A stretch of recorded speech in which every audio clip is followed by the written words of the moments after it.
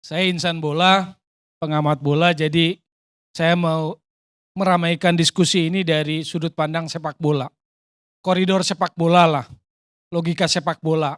Jadi saya mulai misalnya dari tadi pernyataan bahwa FIFA itu sangat strict. Sepakat, kita punya rasa hormat, punya rasa respect kalau bahasa bolanya pada institusi terbesar sepak bola FIFA. Tapi juga tadi menarik waktu Pak Karni bilang, di Argentina FIFA Under 20 lapangannya botak-botak. Artinya kita juga nggak perlu alergi bahwa kita melihat bahwa apakah ini sebuah standar ganda dari FIFA terkait infrastruktur Piala Dunia gitu kan. Karena itu tadi apakah karena Argentina ranking 1 dunia, apakah karena dia juara dunia sehingga lapangan gundul itu yang saya lihat kemarin terutama di La Plata dan Santiago. Terutama di area gawang dan area penalti itu memang gundul-gundul atau botak-botak lah. Jadi kita juga nggak perlu alergi punya pemikiran seperti itu. Lalu saya akan coba membahas tentang sepak bolanya, tentang Piala Dunianya. Ada Piala Dunia yang utama senior, ada Piala Dunia U20, ada Piala Dunia U17. Piala Dunia yang senior tahun 30 mulai, sama seperti PSSI berdiri tahun 30. Insinyur Suratin mendirikan PSSI, FIFA menghadirkan Piala Dunia di Uruguay tahun 30. Dalam perkembangannya, FIFA kan berpikir bahwa ingin membuat sepak bola adalah olahraga paling global. Dan event Piala Dunianya sebagai yang paling ultimate. Nah, dia merasa bahwa dalam perkembangannya nggak cukup punya Piala Dunia yang senior. Maka tahun 77 dia menciptakan melahirkan Piala Dunia U20. Di Tunisia, di tanah Afrika, Piala Dunia U70. Nggak cukup cuma itu, mereka bikin Piala Dunia U17. Mulainya tahun 85. Turnamen pertamanya di Cina. Apa artinya? Begini, kalau kita bicara Piala Dunia senior utama, Asia ini baru kebagian 2 kali Piala Dunia. Jepang Korea 2002 dan baru kemarin Qatar. Jadi sepanjang 30 sampai 2002 Asia baru 2 kali. Itu pun gak gegabah diberikan. Kepada Jepang Korea yang memang sudah langganan Piala Dunia diberikanlah hak tuan rumah itu. Tapi beda dengan Piala Dunia U20 dan 17, FIFA memberikan kesempatan itu kepada negara-negara di luar yang secara tradisional langganan Piala Dunia. Maka terjadilah kemarin kita jadi tuan rumah Piala Dunia U20 walaupun kemudian gagal. Lalu kemudian seolah mendapat gantinya Piala Dunia U17. Itu pun menurut saya sih takjub. Jadi tentu kita bahagia ada event selevel Piala Dunia U17. Cuma dari sudut pandang sebagai pengamat bola, logika sepak bola, saya takjub. Saya merasa ajaib. Tadi Bang Arya, Exco PSSI bilang, Oktober 2022 kasus Kanjuruhan. Kita dalam pantauan FIFA. Lewat apa proses transformasi sepak bola, kan begitu. Lalu juga waktu Piala Dunia U20 dicabut, kan dapat sanksi katanya. Mau seringan apapun sanksi itu statusnya disangsi. Tapi dalam posisi seperti itu masih dapat kita Piala Dunia U17. Maka karena saya nggak menemukan pemahaman sepak bolanya, saya menganggap ini sebuah keajaiban. Anggaplah hadiah gitu kan, Piala Dunia U17. Nah sekarang apa artinya Piala Dunia U17 dan 20 FIFA bikin? Filosofinya development. Makanya diberikanlah kesempatan kepada negara-negara seperti kita ini. Contoh di U17, kita ini adalah tuan rumah ke-6 di Asia. Cina 85, lalu kemudian Jepang, lalu kemudian Korea Selatan, lalu kemudian Uni Emirat Arab, lalu 2017 India, dan sekarang kita. Kita negara Asia ke-6 yang jadi tuan rumah Piala Dunia U17. Kenapa? Karena FIFA ingin mendorong negara-negara seperti kita mendevelop sepak bolanya. Baik sebagai tuan rumah, artinya belajar menyelenggarakan elit turnamen selevel Piala Dunia, maupun timnas kita dapat boosting main di elit, panggung elit gitu kan. Jadi itulah maksud FIFA. Saya mau jelasin ini supaya kita punya pemahaman tentang filosofi itu. Maka apakah tuntutan FIFA terhadap infrastruktur dan sebagainya sama antara Piala Dunia utama U20 dengan yang 17? Menurut saya enggak. Menurut saya enggak, walaupun tadi dibilang strict gitu loh. Maka saya pikir, lalu kenapa muncul polemik ini? Itu filosofinya udah ya, yang tentang Piala Dunia. Lalu kenapa muncul polemik ini? Menurut saya, karena kalimat yang menjadi sensitif, tidak sesuai standar FIFA. Itu menjadi sensitif itu menjadi dipersepsi seolah mendowngrade karena ada benturan antara informasi sepak bola, logika sepak bola dengan tidak sesuai standar FIFA. Kalimat itu jadi sensitif. Contoh, saya mulai agak tarik ke belakang. September 2022, tahun lalu, kalau mau dibelah PSSI baru, PSSI lama lah. Tapi sekjennya masih sama. Waktu itu sekjennya ngomong, JIS tidak sesuai standar FIFA. Serentak kan ada reaksi, ada resisten dari publik bola yang merasa mungkin pemahaman bola logika sepak bolanya antara JIS dengan pernyataan sekjen berhadap-hadapan gitu loh. Tidak dipahami, walaupun kemudian diralat. Waktu itu mau uji coba lawan Curaçao. Akhirnya PSSI memutuskan lawan Curaçao-nya di Pakansari. Kalau pakai logikanya kan memang di satu sisi dia dalam tanda kutip menyerang JIS dianggap tidak sesuai standar FIFA, PSSI memilih Pakansari. Pakansari yang suka tergenang air kalau hujan, bapak-bapak. Sementara JIS ini kan dengan standar yang kita tahu itu nggak boleh lebih dari 10 detik. Artinya drainase itu kalau ada hujan 10 detik, nggak boleh lebih dari 10 detik, air harus surut. Jadi kenapa itu menjadi sensitif termasuk kemarin akhir yang terbaru ketika Menteri PUPR menyatakan tidak sesuai standar FIFA. Lalu kita kan berpikir bahwa lebih baik otoritas yang berwenang lah yang ngomong itu, dalam hal ini FIFA. Kalau kita bicara lebih mengerucut terkait Piala Dunia U17, biarlah technical delegate FIFA segera datang kemari untuk memverifikasi stadion-stadion yang akan dipakai dan menyatakan itu gitu loh, atau memberikan catatan-catatan. Jadi saya pikir itulah kemudian menjadi polemik, memicu polemik gitu loh.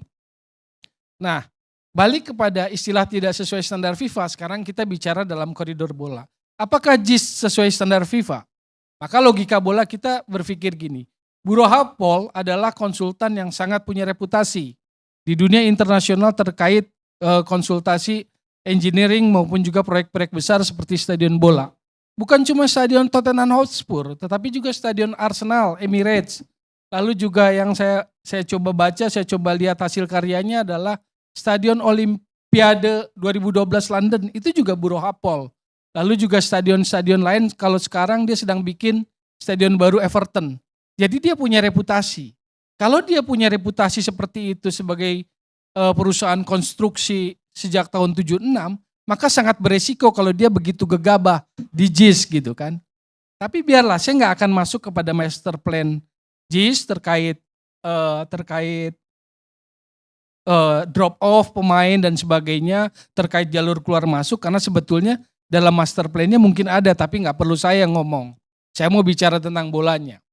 Sekarang kita mulai, kenapa jadi sensitif juga? Oke, kita mulai dari dalam. Kalau verifikasi stadion tuh dari dalam biasanya mulainya.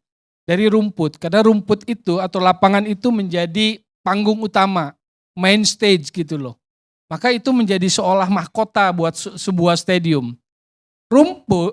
Lapangan untuk kategori lapangan yang diakui memenuhi standar FIFA, itu size-nya harus clear dan tepat. Pilihannya cuma satu, 105 panjangnya, lebarnya 68. Kenapa saya ngomong gini? Karena di sepak bola diperbolehkan panjangnya antara 100 sampai 105, lebarnya 65 sampai 68. Tetapi untuk yang verifikasi FIFA, standar FIFA untuk level seperti Piala Dunia U17, U20 maupun senior, maka size-nya harus clear, harus jelas, 105 panjang, 68 lebar. Itu satu. Kedua, soal rumput. Rumput itu FIFA meng-approve 3 macam. Mau yang rumput asli, alami, satu. Yang kedua hybrid, yang ketiga artificial turf, sintetis. Tapi tentu sintetis yang sudah di-approve standarisasi FIFA. Terkait hybrid seperti yang di JIS ada 3 pola. Saya memang bukan ahli rumput, tapi yang saya tahu ada 3 pola dalam lapangan rumput hybrid. Ada reinforced root, jadi artinya penguatan akar rumput. Ada tipe karpet, lalu ada yang stitching fiber, jadi yang dijahit. Teknisnya saya nggak paham, cuma ada 3 pola itu diakui semua oleh FIFA sebagai standar FIFA. Contoh yang seperti di JIS ini sama seperti yang di Allianz Arena, di Wanda Metropolitano Atletico Madrid, lalu juga Spartak Moskow juga sama. Jadi ini bukan hal yang baru, bukan hal yang asing dalam sepak bola. Pertimbangan lainnya kenapa hybrid, 5% sintetis, 95% rumput alami, karena daya tahan lama.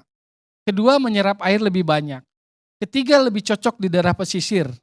Dan menurut saya dengan area Jakarta Utara, Papanggo itu memang ini yang paling cocok.